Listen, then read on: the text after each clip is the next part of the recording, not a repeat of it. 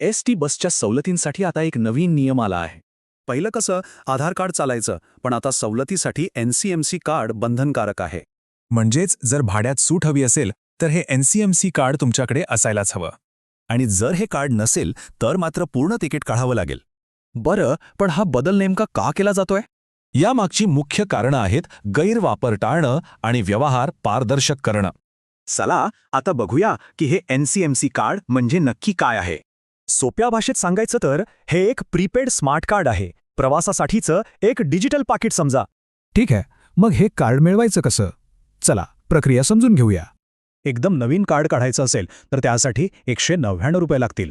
आणि ज्यांच्याकडे जुनं स्मार्ट कार्ड आहे त्यांना ते बदलण्यासाठी 149 रुपये लागतील.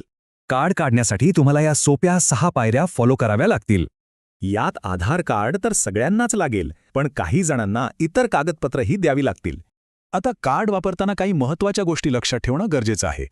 कार्डमध्ये कमीत कमी 100 रुपये बॅलन्स ठेवावा लागेल. आणि रिचार्जचे पण बरेच पर्याय आहेत. आणि हो, लवकरच याची ऑनलाईन नोंदणी सुविधासुद्धा सुरू होण्याची शक्यता आहे. म्हणजे आता आधार कार्ड फक्त ओळखपत्र म्हणून चालेल, पण सवलतींसाठी NMC कार्डच स्कॅन करावं लागेल. तर मग या नव्या कॅशलेस सवलतीसाठी तयार आहात ना?